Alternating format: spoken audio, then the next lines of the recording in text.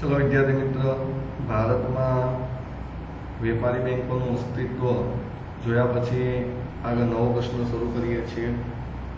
नवो प्रश्न है मध्यस्थ बैंक एटले शुं तेना कार्यो।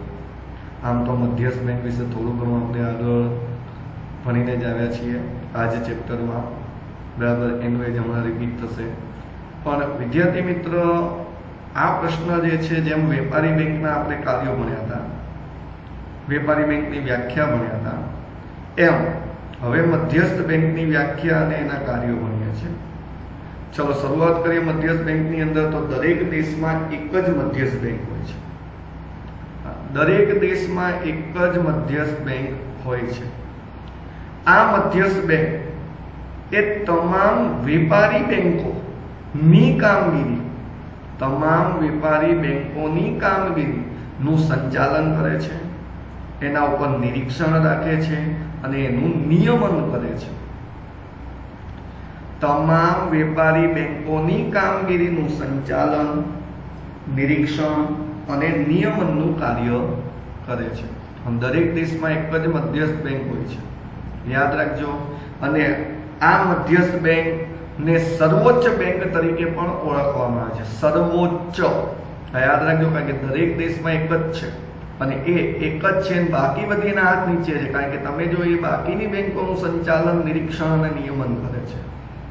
ચલો આગળ કીધું છે એક્ટ 1934 એટલે કે 1934 ના કાયદા મુજબ મધ્યસ્થ બેંકની સ્થાપના 1 એપ્રિલ 1935 ના રોજ થઈ હતી, જેનું રાષ્ટ્રીયકરણ 1 જાન્યુઆરી 1949 में थयुं हतुं। याद रखजो विद्यार्थी मित्र, आपणे आज वस्तु भणीने आया अने आ जे सेकंड सेंटेन्स लख्युं छे मोस्ट एमपी छे, एमसीक्यू में पूछाय छे अने 1 मार्क्सना प्रश्नमां पूछाई शके छे। एटले स्थापना क्यारे थई हती? तो 1 एप्रिल 1935, ज्यारे राष्ट्रीयकरण तो 1 जान्युआरी 1949। हवे आ राष्ट्रीयकरण तो आपणे खबर ज छे के 1935 में स्थापना थई त्यारे स्थापना अंग्रेजोना शासनकाळ दरमियान थई हती, जेथी ते बैंक खानगी मालिकीनी कहेवाती हती अने सरकारे पोताना हस्तक आजादी पछी એટલે કે 1949 માં પોતાના હસ્તક લીધી, જેને કહેવાય છે રાષ્ટ્રીયકરણ। આગળ કીધું છે ભારતની મધ્યસ્થ બેંક। તો ભારતની મધ્યસ્થ બેંકનું નામ છે રિઝર્વ બેંક ઓફ ઇન્ડિયા, જેને કહેવામાં આવે છે આરબીઆઈ। આ યાદ રાખજો ખાસ, ભારતમાં મધ્યસ્થ બેંક એક જ છે। આ મધ્યસ્થ બેંકનું નામ છે આરબીઆઈ। આરબીઆઈ નું full form reserve bank of India. હજી વાત કરીએ તો મધ્યસ્થ બેંક એ બેંકોની બેંક છે, એટલે એવું કહી શકાય પપ્પા નહીં પપ્પા એટલે દાદા, કારણ કે દરેક દેશમાં એક જ મધ્યસ્થ બેંક છે, એટલે બેંકોની બેંક છે।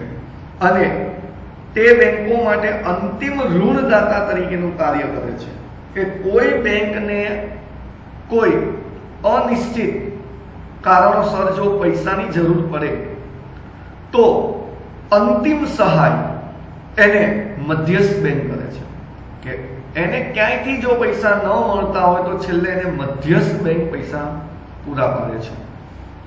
આગળ કીધું છે હવે મધ્યસ્થ બેંકની વ્યાખ્યા। मध्यस्थ बैंक की व्याख्या अपना व्यक्ति है आरपी केंट, के मध्यस्थ बैंक एटले एवी संस्था के जेने देशना सामान्य हित माटे, मध्यस्थ बैंक एटले एवी संस्था के जेने देशना सामान्य हित माटे नाणाना जथ्थाना विस्तरण अने संकोचननी जवाबदारी सोंपवामां आवी छे, કે દેશનું સામાન્ય હિત જળવાય તે માટે નાણાંનો જે જથ્થો છે એ જથ્થામાં જો જરૂર જણાય તો વિસ્તરણ કરે છે અને જરૂર જણાય તો સંકોચન કરે છે। આની જવાબદારી એને સોંપવામાં આવી છે, પણ દેશનું હિત જળવાય એ માટે એ નાણાંના જથ્થામાં શું કરે છે? વિસ્તરણ અને સંકોચન। આ વ્યાખ્યા કોણે આપી છે? તો આરપી કેન્ટે। चलो विद्यार्थी मित्र, आ आपणे मध्यस्थ बैंक विषे भण्या, एनी व्याख्या भण्या। हवे शुभ शुरुआत एमां आगळ वधीए छीए एमां कार्यो। જેમ આપણે આ વેપારી બેંકનું ભણ્યા હતા, વેપારી બેંકમાં એ વ્યાખ્યાન એના વિશે ભણ્યા પછી એના કાર્યો એના બે હતા, મહત્વના કાર્યો અને ગૌણ કાર્યો. એમ વિદ્યાર્થી મિત્રો આની અંદર પણ આપણને બે કાર્યો આપ્યા છે, નાણાકીય કાર્યો અને બિન નાણાકીય કાર્યો. ધ્યાન આપજો, મધ્યસ્થ બેંકને બે કાર્યોને બે ભાગમાં વેચ્યા છે. એમાં પહેલું કાર્ય છે એ છે નાણાકીય કાર્ય અને બીજું છે બિન નાણાકીય કાર્ય. ચલો હવે એમાં આપણે નાણાકીય કાર્યો ભણીએ છીએ કે આરબીઆઈ ના નાણાકીય કાર્યો, જેને આપણે એ તરીકે ઓળખાવ્યું છે. હવે આરબીઆઈ ના નાણાકીય કાર્યમાં આપણને પહેલું જ કીધું છે ચલણી નાણું બહાર પાડવાનું કાર્ય. આપણને બધાને ખબર છે કે આપણા દેશની અંદર જે પણ આ ચલણી નાણું છે એ બહાર પાડવાનું કાર્ય આરબીઆઈ કરે છે. યાદ રાખજો, ચલણી નાણું બહાર પાડવાનું કાર્ય. એની અંદર આપણને કીધું છે કે ભારતમાં ચલણી નોટો, યાદ રાખજો, ચલણી નોટો, સિક્કાની વાત નથી થતી, કે ભારતમાં ચલણી નોટો બહાર પાડવાનો ઇજારો ધરાવે છે. યાદ કરો વિદ્યાર્થી મિત્રો, તમારે ક્યાંક 11મા ધોરણમાં આ શબ્દ આવ્યો તો ઇજારો, કદાચ યાદ આવે તો, કોઈ યાદ છે ઇજારો શબ્દ? તો ઇજારો શબ્દ તમારે આવતો તો ક્યાં? તો 11મા ધોરણની અંદર 6થા ચેપ્ટરમાં બજારની અંદર આવતો. અને ઇજારો એટલે શું? તો જે બજારમાં એક જ વિક્રેતા હોય, એક જ વિક્રેતા હોય તેને આપણે ઇજારો કહેતા હતા. એમ અહીંયા તમે જો ભારતની અંદર ચલણી નોટો બહાર પાડનાર આરબીઆઈ પોતે એક જ છે, તેથી આપણે એને ઇજારો ધરાવે છે એવું કીધું છે. હવે કઈ કઈ નોટો બહાર પાડે છે? તો આપણને જે બજારમાં અસ્તિત્વમાં છે એવી નોટો જેવી કે તો 2 રૂપિયાની નોટ, 5 રૂપિયાની, 10 રૂપિયાની, 20 રૂપિયાની, 50 રૂપિયાની, 100 રૂપિયાની, 200 રૂપિયાની, 500 રૂપિયાની અને 2000. 1000ની નોટ કોઈ લખે નહીં, અસ્તિત્વમાં અત્યારે નથી. એટલે 2000 રૂપિયાની નોટ બહાર પાડે છે.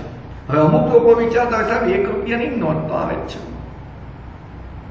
તો એટલે જ અંદર પાછળ એવું કંઈક આપણે લખ્યું છે, જ્યારે 1 રૂપિયાની નોટ અને ચલણી સિક્કા, યાદ રાખજો, 1 રૂપિયાની નોટ અને ચલણી સિક્કા, સિક્કા જે છે અત્યારે માર્કેટમાં, બરાબર, 1 રૂપિયો, 2 રૂપિયા, 5 રૂપિયા અને 10 રૂપિયા, આ જે સિક્કાઓ અત્યારે અસ્તિત્વમાં છે અને 1 રૂપિયાની નોટ, એ આરબીઆઈ બહાર પાડતું નથી. એ કોણ બહાર પાડે છે? તો ભારત સરકારનું નાણાં મંત્રાલય અથવા નાણાં ખાતું કયો તો પણ ચાલે. આ આઈએમપી એમસીક્યુમાં પૂછ્યો કે 1 રૂપિયાની નોટ કોના દ્વારા બહાર પાડવામાં આવે છે? તમને ઓપ્શનમાં આરબીઆઈ એટલે કે મધ્યસ્થ બેંક હશે જ, પણ આપણે જવાબમાં એ નથી લખવાનું. જવાબ આવશે ભારત સરકારનું નાણાં મંત્રાલય અથવા નાણાં ખાતું કયો તો પણ ચાલે. આ પહેલું કાર્ય ચલણી નાણું બહાર પાડવાનું કાર્ય પૂરું થયું. આરબીઆઈના નાણાકીય કાર્યનું પહેલું કાર્ય. બીજું કાર્ય છે સરકારના બેન્કર તરીકેનું કાર્ય, કે સરકારનું જે બેંક જે છે, બેંકની આખો વહીવટ આ આરબીઆઈ સંભાળે છે. તમને ખબર જ હશે વિદ્યાર્થી મિત્રો, અત્યારે જેમ કે સ્થિતિ ચાલી રહી છે કોરોના, આ કોરોનાની સ્થિતિની અંદર તમે જો સરકારે ઘણી બધી જાહેરાતો કરી છે, એ જાહેરાતોમાં ઘણા ક્ષેત્રોમાં અમુક સહાય ફાળવેલી છે. હવે આ સહાય સરકાર તો ફાળવી દે છે, તો શું પૈસા સરકાર વિતરણ કરે છે? ના, સરકારે જાહેરાત કર્યા પછી એના વતી બધું જ કામ આરબીઆઈ કરે છે. કોણ કરે છે? આરબીઆઈ. એટલે સરકારના બેન્કર તરીકેનું કાર્યમાં આપણે ભણીએ છીએ કે જેમ વેપારી બેંક જે સેવા ગ્રાહકો માટે બજાવે છે, આપણા માટે બધી સેવા કોણ આપે? વેપારી બેંક. આપણને ખબર છે, આપણે બધું કામ વેપારી બેંક સાથે સંકળાયેલું છે. જેમ વેપારી બેંક જે સેવા ગ્રાહકો માટે બજાવે છે, તેમ આરબીઆઈ તેવી જ સેવા સરકાર માટે કરે છે. આપણા માટે બધું કામ વેપારી બેંક કરે છે, એમ સરકાર માટે બધું કામ આરબીઆઈ કરે છે. આ બેંક કેન્દ્ર સરકાર, રાજ્ય સરકાર, નાણાકીય એજન્ટ અને સલાહકાર તરીકેની કામગીરી બજાવે છે. યાદ કરો વિદ્યાર્થી મિત્રો, આપણે વેપારી બેંકના ગૌણ કાર્ય ભણ્યા હતા, એમાં આપણે શબ્દ આવ્યો એજન્ટ, કે આપણા વતી બેંક કામ કરે છે. એટલે આપણે એને બેંકને એજન્ટ તરીકેનું કામ કીધું હતું, બરાબર. એમ અહીંયા વિદ્યાર્થી મિત્ર આરબીઆઈ એ સરકારના એજન્ટ તરીકેનું કામ કરે છે. આ સરકારને મેં કીધું એમ પૈસા નહીં આપ લે કરવાની હોય તો આરબીઆઈ કરી આપે, એટલે એજન્ટનું કામ કરે. અને સલાહકાર કે કઈ જગ્યાએ કઈ રીતના નાણાંની વ્યવસ્થા કરવી, નાણાંનું ઇન્વેસ્ટ કરવું, એની પાસે કેટલું બેલેન્સ પડ્યું છે, આ બધી સલાહ સૂચન આરબીઆઈ સરકારને આપે છે. એટલે આ બેંક કેન્દ્ર સરકાર, રાજ્ય સરકાર આ બંનેને સલાહ સૂચન આપે છે. આ ઉપરાંત નાણાકીય એજન્ટ તરીકેનું પણ કામ કરે છે. હવે એજન્ટ તરીકે શું કામ કરે છે? જેમ આપણે જોઈ ગયા હતા, એજન્ટ તરીકે વેપારી બેંકમાં ગ્રાહક વતી, આપણા વતી વેપારી બેંક શું કામ કરતી હતી? તો વીજળીના બિલ ભરી આપતી હતી, આવકવેરો ભરી આપતી હતી, વીમા પ્રીમિયમ ભરી આપતી હતી. એમ અહીંયા આરબીઆઈ જે છે એ એજન્ટ તરીકે સરકારનું શું કામ કરે છે? તો એજન્ટ તરીકે સરકારના બોન્ડ, ખાતા, ચલણી સિક્કા, 1 રૂપિયાની નોટ વગેરેનો વહીવટ કરે છે. વહીવટ કરે છે કે આપણે આગળ જોઈ ગયા, ચલણી સિક્કા અને 1 રૂપિયાની નોટ આરબીઆઈ બહાર પાડતું નથી, ખાલી વહીવટ કરે છે. તેમજ જો સરકારને જરૂર હોય ત્યારે સરકારને ધિરાણ પણ આપે છે. યાદ રાખજો, એજન્ટ તરીકે શું કામ કરે છે આરબીઆઈ સરકારના? તો સરકારના બોન્ડ, જેમ્સ બોન્ડ ના યાદ રાખતા, સરકારના બોન્ડ કીધા છે. પછી ખાતા, સરકારના ખાતા એમાં જ હોય, જેમ આપણું ખાતું વેપારી બેંકમાં હોય એમ સરકારનું ખાતું ક્યાં હોય? આરબીઆઈમાં, મધ્યસ્થ બેંકમાં. આ ઉપરાંત ચલણી સિક્કા અને 1 રૂપિયાની નોટ વગેરેનો વહીવટ કરે છે. તેમજ સરકારને જો જરૂર હોય તો ધિરાણ પણ આપે છે. આ આપણું બીજું કાર્ય આરબીઆઈનું નાણાકીય કાર્યની અંદર પતી ગયું. વિદ્યાર્થી મિત્રો શાંતિથી આ જોજો અને વાંચજો, કારણ કે તમે જો જેમ વેપારી બેંકના કાર્યો છે એમ અહીંયા આરબીઆઈના કાર્યો છે. વેપારી બેંકમાં 2 ભાગ પડ્યા હતા, મહત્વના કાર્યો અને ગૌણ કાર્ય. એમ આરબીઆઈમાં 2 ભાગ પડ્યા. કયા કયા? અહીંયા નાણાકીય કાર્ય અને બિન નાણાકીય કાર્ય છે. એટલે ધ્યાન આપજો ખાસ. આગળ વિદ્યાર્થી મિત્રો હજી જોઈએ છે તો આપણને ત્રીજો મુદ્દો આપ્યો છે અંતિમ સલાહકાર તરીકેનું કાર્ય અથવા અંતિમ સહાયક તરીકેનું કાર્ય. કે અંતિમ સહાય તરીકેનું કાર્ય પણ તમે જો વેપારી બેંક મધ્યસ્થ બેંક કરે છે. જેમ કે ધારો કે માર્કેટની અંદર કોઈ એવા ન્યૂઝ માર્કેટમાં આવ્યા કે આ બેંક જે છે એ ગમે ત્યારે બંધ થઈ જવાની છે અથવા નુકસાનમાં જવાની છે, જેને કહીએ ખર્ચામાં જવાની છે. તો એવા સમયે તમે જો ઘણા લોકો, જે લોકોના બેંકમાં ખાતા હશે અથવા જેણે બેંકની અંદર પૈસા બેંકને આપ્યા હશે, તો એવા લોકો પોતાની જે થાપણ છે એ થાપણ ઉપાડવા માટે એક સાથે ઘસારો કરે છે. અને આપણે ક્યાંક આગળ વેપારી બેંકમાં બનીને આવ્યા, હા, કે દરેક લોકો વેપારી બેંકની અંદર ખાતું ખોલાવે છે, બરાબર. અને વેપારી બેંકની અંદર ખાતું ખોલાવીને વેપારી બેંકમાં પોતાની થાપણ જમા કરાવે છે. અને વેપારી બેંક પાસે જે પણ થાપણ આવે છે, બેંક એમાં એ થાપણ દ્વારા શાખ સર્જનની કામગીરી કરે છે. એ આપણે કંઈક ભણ્યા હતા. એટલે બેંક તમે જો અહીંયા વેપારી બેંક જે છે એના કોઈ ન્યૂઝ મળ્યા કે માર્કેટમાં કોઈ એક વેપારી બેંક છે જે ખર્ચામાં છે, નુકસાનમાં જઈ રહી છે, જેના કારણે બંધ થઈ જવાની છે, એવા ન્યૂઝ છે ને આવા ખરાબ ન્યૂઝ માર્કેટની અંદર તરત પ્રસરે. સારા ન્યૂઝોની તરત ના પ્રસરે. એક્ઝામ્પલ તરીકે આપણું રિઝલ્ટ ઓછું આવ્યું તો આખા ગામને ખબર હોય, બધાને ખબર હોય કે આનું રિઝલ્ટ આટલું જ આવ્યું, બરાબર. પણ તમારું રિઝલ્ટ સારું હોય ને તો કોઈ પૂછવાય ના, આપણે સામે આવીને કેવું પડે મારે આટલા ટકા આવ્યા. અને ખરાબ રિઝલ્ટ હોય તો આપણે કીધું ન હોય તો ખબર પડી ગયું. ખરાબ ન્યૂઝ માર્કેટની અંદર તરત પ્રસરી જાય. સારા ન્યૂઝ જે છે એ માર્કેટની અંદર ઝડપથી ના જાય.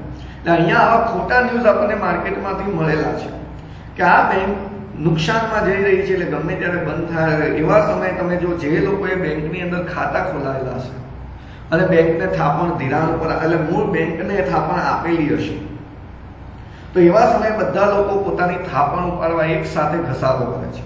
અને આપણને ખબર, બેંક તો શાખ સર્જન કરે છે, એટલે પોતાની પાસે અમુક ટકા જ રકમ રાખે, બાકી બધી તો ધિરાણ ઉપર આપી દે છે. તો બેંક પાસે પૂરતા પૈસા નથી ને આ બાજુ પૈસા ઉપાડવા માટે બધા લોકો એક સાથે ઘસારો કર્યો છે. હવે આપણને ખબર જો બેંક પૈસા ન ચૂકવે તો લોકો તોડફોડ કરી બેંક બંધ ન થતી હોય તો બંધ કરી દે છે, બંધ કરાવી દે છે. તો એવા સમયે તમે જો બેંકને પૈસા જે પણ લોકો પોતાના ઉપાડવા આવ્યા છે એ પૈસા તો એને આપવા જ પડશે. તો જેટલા પૈસા એને બેંકને આજુબાજુની અથવા પોતાની બેંકમાંથી પૈસા મળશે એટલા પહેલા તો પૂરા કરવા પડશે. અને હવે પૈસા નથી મળતા તો એને અંતિમ સહાય આરબીઆઈ કરે છે. યાદ રાખજો, મધ્યસ્થ બેંક કરે છે. એટલે અંદર કીધું છે આરબીઆઈ ભારતની બધી જ શિડ્યુલ્ડ બેંક, શિડ્યુલ બેંકમાં આપણે ભણીને શિડ્યુલ બેંકમાં બે ભાગ પડતા હતા, વેપારી બેંક અને સહકારી બેંક. એનું નિયમન અને સંચાલન કરે છે. રોકડ અનામતના પ્રમાણમાં વધઘટ કરી આપણે ભણશું હજી આગળ. આરબીઆઈના હજી આપણે નાણાકીય નીતિ ભણવાની બાકી છે. એમાં આવશે રોકડ અનામત. રોકડ અનામતને કહેવામાં આવે છે CRR. સી એટલે કેસ, આર એટલે રિઝર્વ, રિઝર્વ એટલે અનામત, અને ફરીથી આર એટલે રેશિયો, રેશિયો એટલે પ્રમાણ.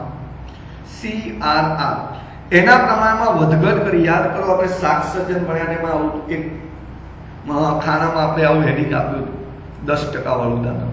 હા, અહીંયા તમે જો એ રીતે રોકડ અનામતના પ્રમાણમાં વધઘટ કરી ધિરાણની પ્રવૃત્તિઓ અંગેની નીતિ નક્કી કરે છે. આ ઉપરાંત આરબીઆઈ કટોકટીના સમયમાં, મેં કીધું કટોકટી એટલે કોઈ આવા ન્યૂઝ હોય ક્યાંયથી બેંકને પૈસા નથી મળતા, એવા કટોકટીના સમયમાં અંતિમ સહાયક તરીકેની જવાબદારી પણ આરબીઆઈ નિભાવે છે. ચલો આગળ મુદ્દો આપણને કીધો છે ચોથો, શાખ નિયમનની કામગીરી.